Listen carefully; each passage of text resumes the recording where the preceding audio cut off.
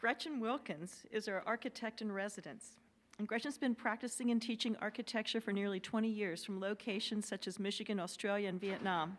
Her practice includes built work, awarded competitions, funded urban research, and publications.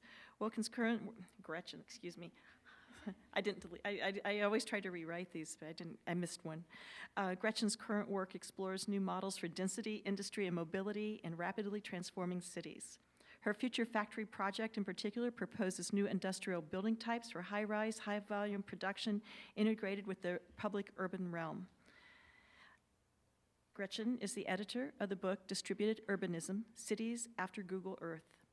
Prior to coming to Cranbrook just last year, Gretchen was an associate professor, head of department design at RMIT University in Vietnam, where she oversaw programs in digital media, fashion, and the new Master of Architecture program that she initiated in 2016.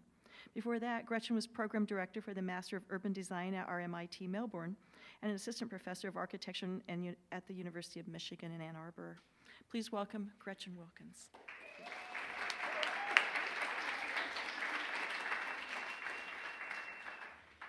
Thank you, Susan. Excuse me. Hi, everyone. I thought today, given the context of the talk, talking to some of you spoke to last year, you know me a bit better, and then maybe half of you are new, but all master's students, that I would actually talk about work I've never talked about publicly, which is my master's work. I thought I would cut a section through the work. I mean, Mark, it's funny, there's some overlaps in thinking, I think, for today.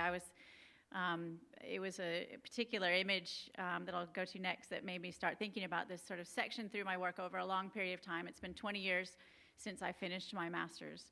And there's a lot of work that happens in that time. As in the introduction notes, I've taught at several places and lived in many places as well. And so how do you show just what's new, or do you show things you're working on along a theme? I actually thought something about seeing how things unfold over time, starting with where you are now, might be of interest for your work, because these things, the decisions you make now, this is a really, I think, at least from my experience, a really intense and formative time. And some of the decisions you make, you know, it's sort of careful what you wish for. Like these things start to emerge, whether or not you have conscious control over where they're going. So I started thinking about this actually because the first week in semester, we do these one-on-one conversations with each student, seeing where they are. And this was actually, I think, the only thing on our new student, Wade, his desk.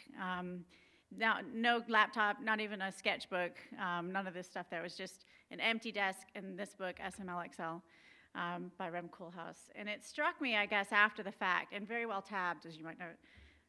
It struck me because when this came out, this book is about almost 25 years old. So when I was starting my master's, it was quite new. It's this 1,344-page, 6-pound brick, and it just landed in this sort of discipline, professionally and especially in schools, with this real impact. And that was 20-some years ago. So I was directed to this when I was doing my thesis at the University of Michigan for a very particular project, which happens to be the very first project in the very first chapter of this very big book, categorized under S for small.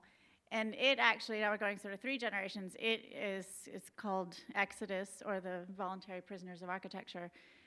This is Rem Koolhaas's graduate project from the AA, the Architectural Association in London, where he finished his Master of Architecture. So there's these sort of, this interesting cycling of ideas or conversations that's now happening again in some of the work we're talking about in our studio. So I was looking at this project because it happened to relate to my thesis work at the time. I was referenced, someone told me to have a look at it. I was really preoccupied with prisons at the time. Preoccupied, I guess I'd say, in a very sort of disquieting and anxious way, trying to understand this construct, this sort of very grave and sometimes even diabolical reality that is, this uniquely American prison industrial complex. I don't know where it came from. I don't know where that interest came from, but it was very strong. I think, if anything, maybe fear. Like trying to understand an aspect of architecture that we have complete control over, but is completely at odds with all of the tenets of design and space and the sort of role of design that I had learned in education and through practice. So as you do, I dove into this quite famous lineage of looking at prisons, of the building itself, the form of the prison, the history of the prison, starting, as most people do, with Jeremy Bentham and the Panopticon, an 18th century design, but an example of which you can see there in Illinois. Looking then also at Foucault and Discipline and Punish and the sort of psychological impacts of the Panopticon. Looking then even further down the line at Deleuze and societies of control, this idea from 30 years ago that we're all now living very squarely within, voluntarily and squarely within. And then also, I guess, looking at, well, Piranesi and the imaginary, these depictions of prisons and this sort of awful, bizarre, awesome worlds that he was creating through these etchings. And then I guess I started to get interested in the ways in which there were, the ways in which people were able to sort of free themselves, if virtually, from these physical confines of the oppression of a prison, and looking at different sorts of, in very specific ways, I guess, arts, using the arts as a way of just even mentally escaping something that is so oppressive. These are kids' drawings from the concentration camp at Terezin. There's also some prison arts programs, not very many, especially now, where there are workshops and educational sorts of things that happen in prisons. And that, in fact, is what I decided to do. So I worked in a prison. I volunteered as a voluntary prisoner. I volunteered in a prison, I say that sort of very lightly, but as teaching arts workshops and educational workshops. It was meant to be mainly arts workshops. It was through a program called the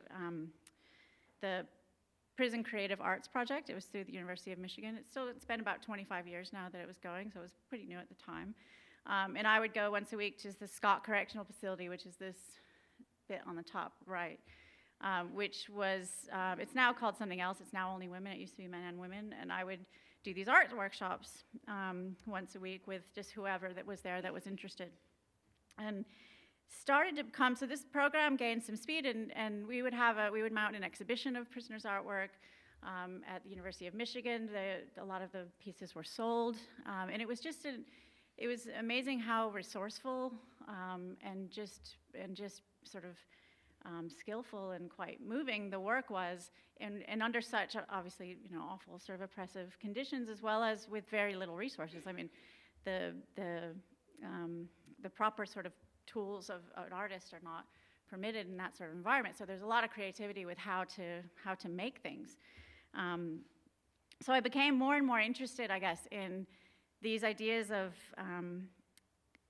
I guess, how you can, within these regulatory environments, these really repressive environments, how you could actually start to repress those systems. Like how can you start to find a sort of freedom within something that is highly regulated, highly controlled, or even something like a prison? What are the ways in which you can escape those environments? And this became, unbeknownst to me at the time, completely, a 20-year sort of research, if you will, or practice research that I've been coming back to, but not, like I said, I've never showed these images before. I don't have many to show of that work.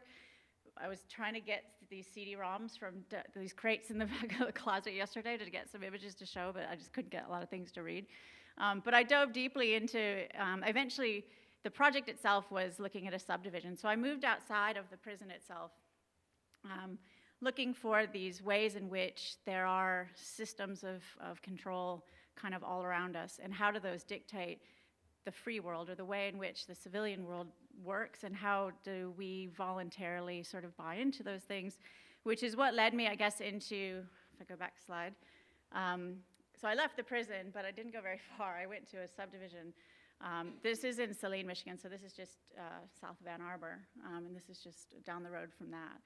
So I was looking at this prison, this relationship of imprisonment within everyday life, and looking at very closely at how and why that happens. So all these things that are controlling the ways in which we live, like restricted deed restrictions or restrictive covenants that are mandatory when you buy a house, historical things like redlining, exclusionary lending practices, architectural control committees. I mean, these are all things that sound Orwellian, but they actually exist.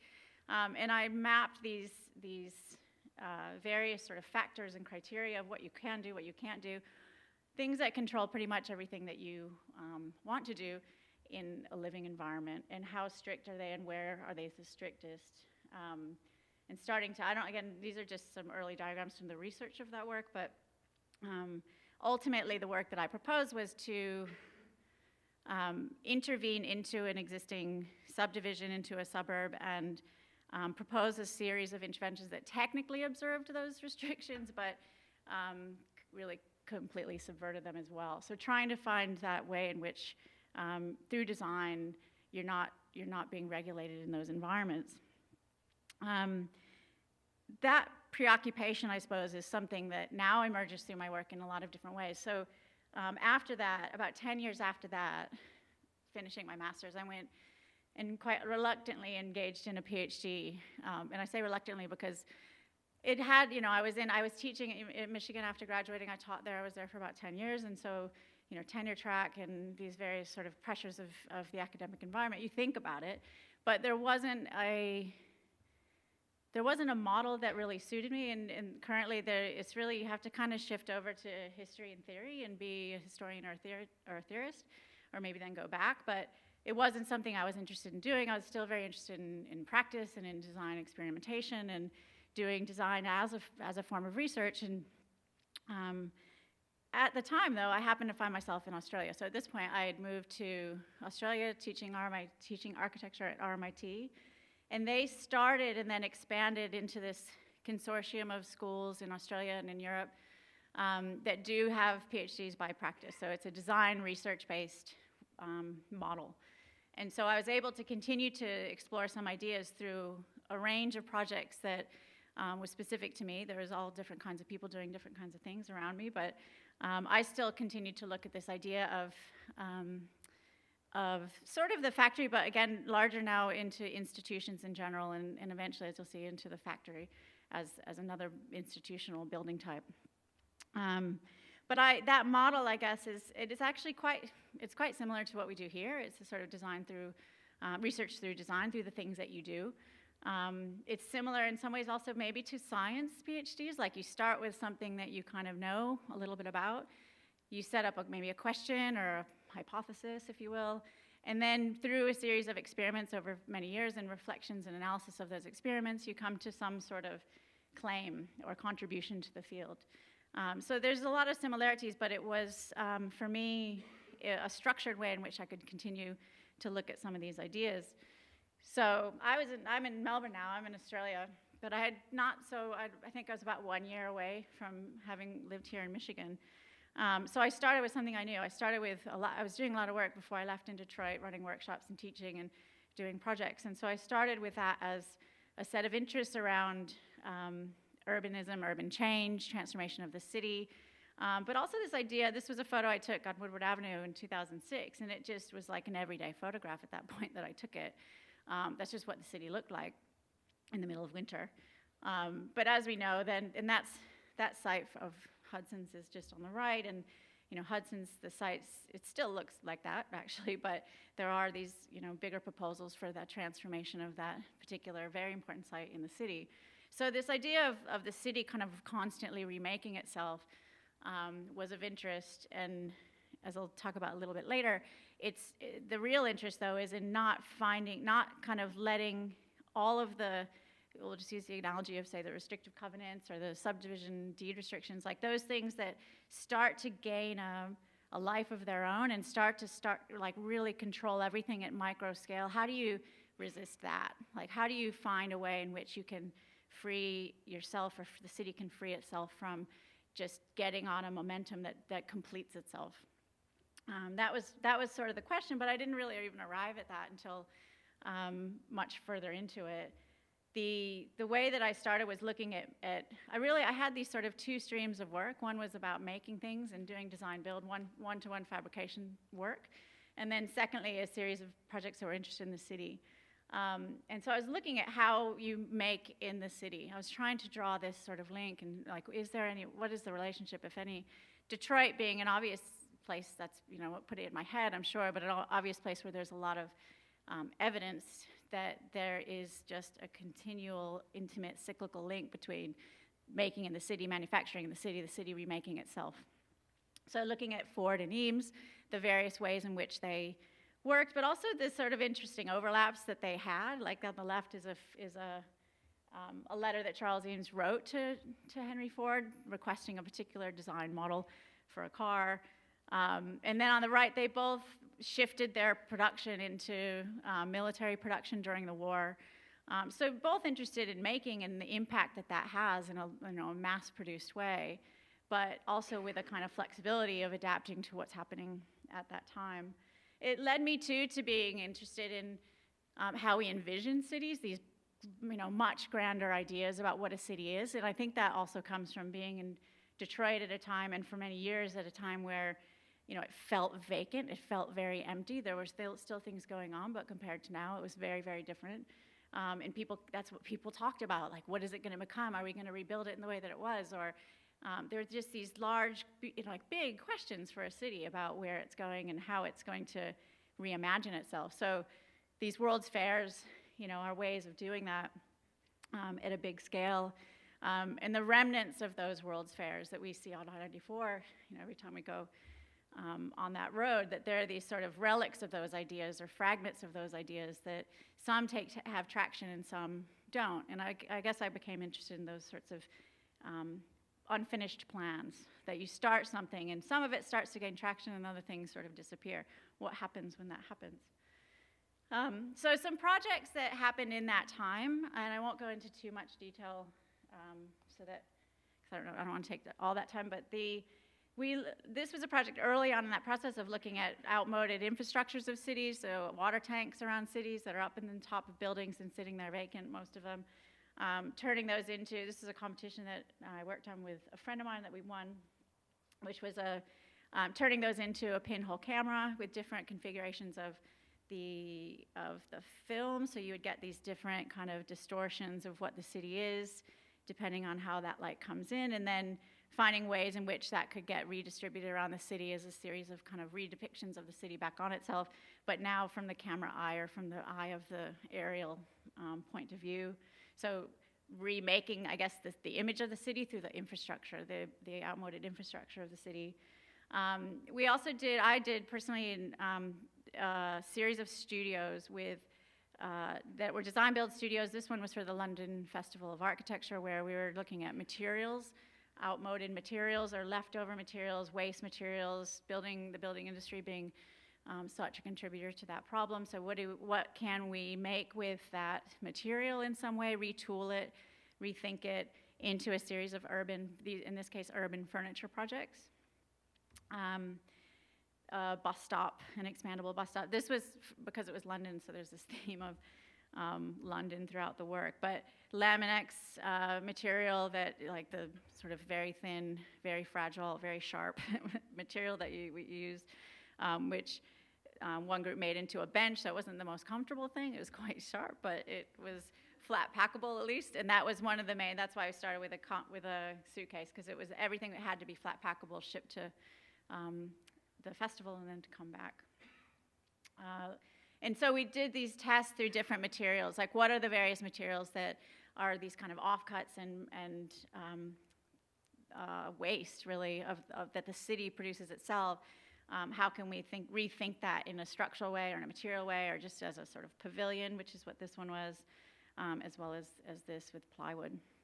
And then also looking at how we envision the city. So this was a collaborative drawing project that I asked all of these people in this image to do with me. And I sent the book around. It went from one person to the next, all around to these different countries. And the question was, if you were to draw, in architecture we do construction documents, right? So you do a drawing that you give to someone else and they build it. what would be a construction document for your city? And these were architects and landscape architects and artists, and it was this sort of variety of built environment people. And it was such a wide range of responses, and very, I guess, pleasantly surprised how narrative they were, how qualitative they were, for something that's typically a quantitative thing. It's a document that you build from. And so how would you build something that would have the life that was contained in some of these images? A city of Toronto, a city of these little machines, or Perry Culper's drawings of these sort of analog creatures, Paris as a game board, taking into the history of the street names, these kinds of things. This was my drawing. I was in Melbourne at the time, which started me thinking about these kind of the way you draw boundaries, qualitative boundaries in the city, not paying as much attention to the physical limits of things, but the experiential limits of things, and how do you draw that as a way of, again, just, Melbourne, as I've talked about before, I think in last year, talking about cities more, it's Detroit, Melbourne, Ho Chi Minh City, they're in these phases of rethinking themselves, and I think the imagining of that, the kind of, again, freeing yourself from the extents which can be so confining to what is the story, how do you depict that, and how you draw it is not, it's much closer to how it's going to be made than if it were drawn in this conventional sense. So that was another, I guess, tack on this line of research. And then there was a series of publications. So I edited a book on Hitoshi Abe, who's an architect from Japan, looking at how he was repurposing shipbuilding technologies in the buildings that he was making, his office was making in Japan. And that was of interest because this was a project we did for the University of Michigan, where we worked with out of work auto body workers from Detroit, and they taught us how to wrap the building in this sheet metal and detail it, and we were working with them as consultants. So it was this kind of exchange of ideas, but it was very much repurposing a skill. So repurposing infrastructure, materials, and in this case, a series of skills that we had no idea how to do, but worked quite well for what we were trying to do.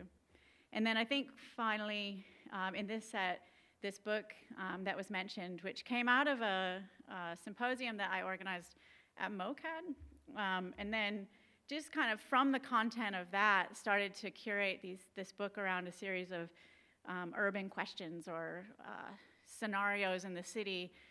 The title obviously being Cities After Google Earth. My contribution to that was looking at the qualities of spaces, the qualities of these, in some cases, leftover spaces, some cases, central spaces in cities.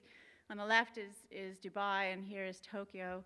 These places that you can't get from Google Earth, like you can't get, it's not a metrics game, it's an experience that it has aliveness, it has a tactility, it has these qualities that, again, you have to, I think, find ways of visualizing, documenting, realizing in order to sort of use that as resistance against everything being a top-down Google Earth understanding of our world, or, again, a city that completes itself in ways that we feel like we don't have any say in.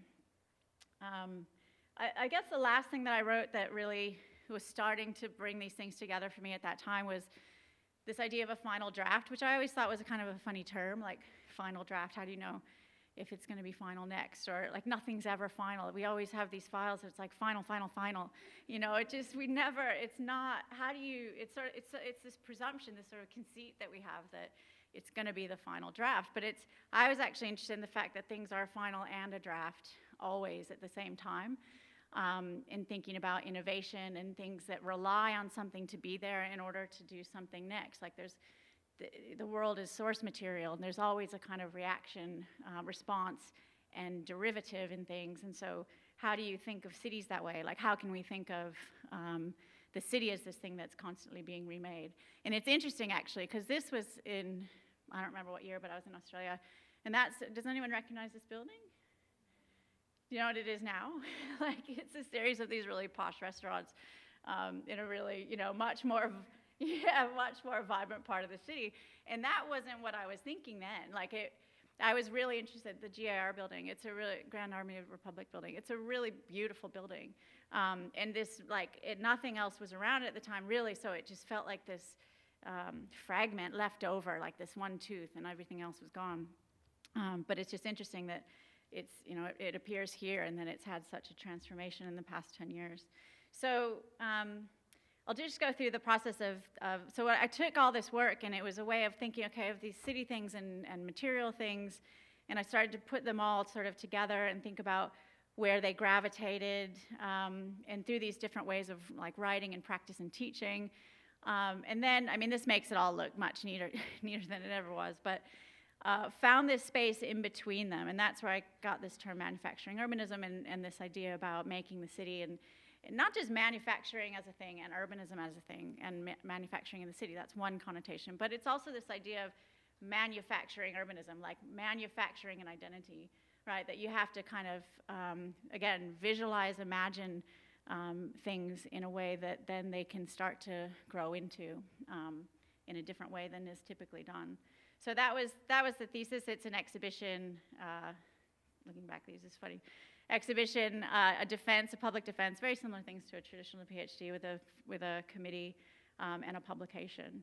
But that really set that process. And again, I find it interesting and useful maybe to talk about looking backwards at the ways in which these things happened, because when you're in it, you're just in it.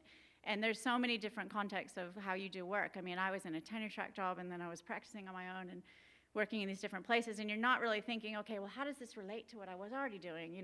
It's much more, you just kind of say yes to everything, and then you make of it what you will, and it's amazing how much those preoccupations can just have so much energy and so much, they trigger so much work.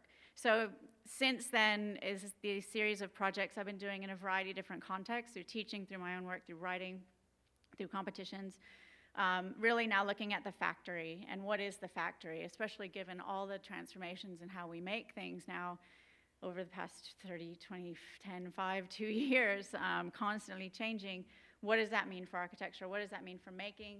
What does that mean for the city? And a lot of it has to do with trying to inject a sort of publicness into that. And this was, most of this was started when, I don't know, 10 years ago or something, or 8 years ago. And I remember when I did a studio, and we have this peer review with our peer, like walk around with other people teaching studios at the end of every semester, and it can get pretty harsh, and they were getting pretty harsh with this work. They're like, oh, that'll never happen, it's never gonna happen, you're just, you're living this dream, and it, you look at then Brooklyn and San Francisco, and even Melbourne finally, and Barcelona and Detroit, and all of these cities that are doing exactly that. There's a way of thinking about how making can be distributed in these much more public ways, and I guess was thinking a lot about how that is a form of resistance to the city completing itself along, let's just say, market-driven channels, where there's not as much flexibility in the city anymore.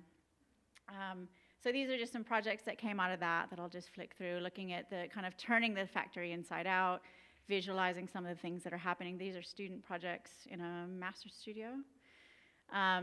And then I'll just end with this, which is a similar project in idea, but looking now in Vietnam. And the interest in Vietnam, because I was spending a lot of time there and living there, is the ways in which making and everything else happen all in one space, and the kind of messiness with that, that anything can kind of replace anything at any moment, it feels. And yet that's changing too. It's going along that same line of things becoming sclerotic and tied down and really sort of measurable and precise.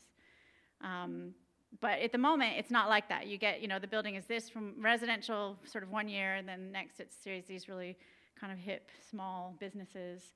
And so we were looking at factories, building types of factories, strategies for using those, but adapting them to different parts of the city. And then this kind of experiment of take an idea of a factory building, and then it kind of blows up or shrinks or stretches in these different environments depending on what it wants to kind of bring in or push back.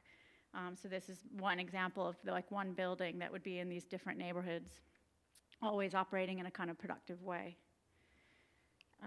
And then finally, these are again student projects that are looking at not factories, but the densities of the city and how you would rethink that density in a more qualitative way again, like that all the qualities that are so rich on the street, that we want to recreate, but when you put in these podium tower buildings, it just erases all of that kind of messiness and vibrancy. These projects were trying to instill that, but in a vertical way, assuming that you have to, like you can't sort of ignore these realities, but again, you want to rethink them in certain ways. So it's interesting because then I come here, in the first two projects that I just get these random phone calls about. One is a factory that I think they even used the word future. Someone that just randomly called me and said they have this factory in Ferndale, and they're really thinking about the future of this place. And, and it was just like, this couldn't be more perfect. I'd never actually, I hadn't yet gotten the chance to actually think about this in a really comprehensive way on a real site as a project for something like, for a place like Ferndale too, which is, right, it's experiencing a lot of the similar things as Detroit and maybe Pontiac, but there's a lot of change there, to get back to that term. And then similarly, there was someone else that called and said they were interested in me working on the Michigan State Fairgrounds site, which is, again, this idea of the expo and the fairgrounds and visualizing, like, what is the temporariness of the presentation of our future and all of those things that happen at the state fairgrounds and what that future could be here on this giant site on Woodward. So those are the things I've been working on. There's not really anything visual to show on that yet, but maybe next year. And I just wanted to end on this image, which I love. It's like my favorite object that I've picked up, which is a tape measure that measures in imperial, metric, and feng shui. And it's just this amazing, it like does your head in that you can measure anything, including yourself, and it could have all these different associations with so many different histories of those measurement systems, or with good or bad luck, or wealth, or any of those kind of futures. It's just the idea that it could be encapsulated in this little tape, for me, is a way of, sort of always looking twice at things or in multiple perspectives, which is something I think I'm a broken record about in studio. Having these different ways of seeing things is having different ways of making things.